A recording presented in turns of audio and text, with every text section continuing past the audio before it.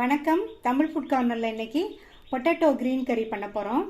இது பார்க்குறதுக்கு நல்ல கலர்ஃபுல்லாகவும் சாப்பிட்றதுக்கு நல்ல வாசனையாகவும் டேஸ்ட்டாகவும் இருக்கும். இது எல்லா வகை குழம்பு சாதத்துக்கும் தயிர் சாதத்துக்கும் சூப்பரான சைட் டிஷ்ஷாக இருக்கும். இப்போ எப்படி பண்ணுறதுன்னு பார்க்கலாம்.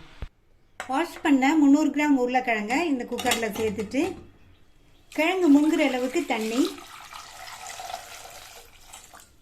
மூடி போட்டு ஸ்டீம் வந்ததுக்கப்புறமா வெயிட் போட்டு மீடியம் ஃப்ளேமில் 4 விசில் வேக வச்சுக்கலாம்.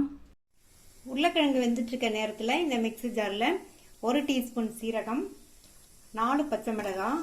இதுக்கு பச்சை மிளகாய் காரம் தான், அதனால நான் 4 சேர்த்துருக்கேன். இது கரெக்டாக இருக்கும். நீங்கள் உங்கள் தேவைக்கு தகுந்தபடி சேர்த்துக்கங்க. 7-8 பல் பூண்டு சேர்த்துக்கலாம்.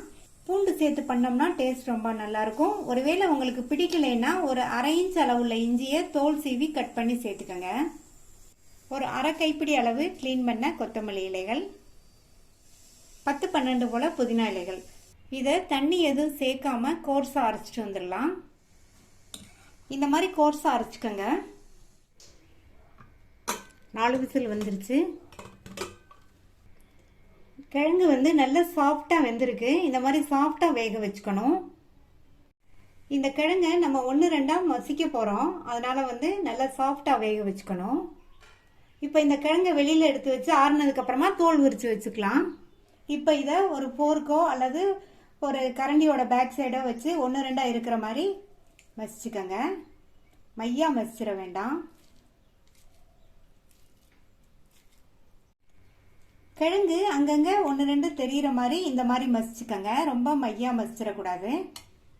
அடுத்து இந்த பேனில் 1/2 டேபிள் ஸ்பூன் எண்ணெய் சேர்க்குறேன். எண்ணெய் சூடானதும் அதில் 1/2 டீஸ்பூன் கடுகும் 1 டீஸ்பூன் உளுந்தும் சேர்த்துட்டு இந்த உளுந்தெல்லாம் நல்லா செவந்ததுக்கு அப்புறமா இது கூட 1/4 டீஸ்பூன் போல் சோம்பு சேர்த்துக்கங்க. அடுத்து ஒரு மீடியம் சைஸ் பெரிய வெங்காயத்தை கட் பண்ணி சேர்த்துக்கலாம். கூடவே கருவேப்பிலை.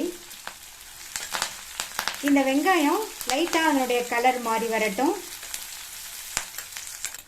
இந்த மாதிரி லைட்டாக அதனுடைய கலர் மாறினதுக்கு அப்புறமா நம்ம அரைச்ச அந்த கொத்தமல்லி, புதினா, பச்சை மிளகாய் விழுத சேர்த்துடலாம்.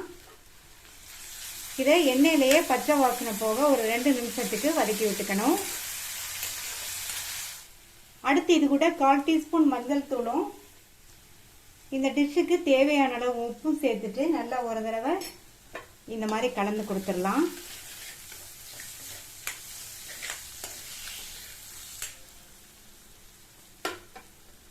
அடுத்து இது கூட மேஷ் பண்ணி வச்ச உருளைக்கிழங்கை சேர்த்துக்கலாம்.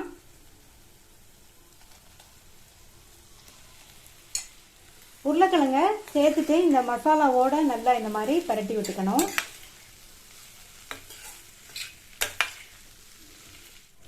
இந்த உருளைக்கிழங்கு மசாலா கறி பார்த்தீங்கன்னா டேஸ்ட் ரொம்ப நல்லா இருக்கும். இது ஒரு டிஃப்ரெண்ட்டான டேஸ்டாகவும் இருக்கும். நம்ம மல்லி புதினாலாம் சேர்த்துருக்கிறதுனால நல்லா வாசனையாகவும் இருக்கும். மசாலாவோடு சேர்ந்து நல்லா ஒன்று சேர்ற மாதிரி நல்லா கலந்து விட்டாச்சு. இந்த மசாலாலையே 2-3 நிமிஷத்துக்கு இந்த உருளைக்கிழங்கு அப்படியே இருக்கட்டும். இப்போ இந்த மசாலா பார்க்குறதுக்கே நல்ல கலர்ஃபுல்லாக இருக்குது. இதில் நம்ம மல்லித்தூளோ மிளகாத்தூளோ எந்த பொடி ஐட்டங்களுமே சேர்க்கலை.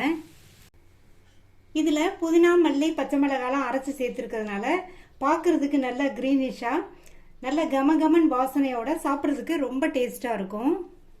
இப்போ 3 நிமிஷம் ஆச்சு. கடைசியாக இதில் கொஞ்சமாக கொத்தமல்லி இலைகளை தூவிடலாம். நல்லா ஒரு தடவை பரட்டி விட்டுட்டு ஸ்டவ் ஆஃப் பண்ணிடலாம். டேஸ்டான பொட்டேட்டோ க்ரீன் கறி ரெடி ஆயிடுச்சு. உருளைக்கிழங்குல பலவிதமான கறி பண்ணுவோம்.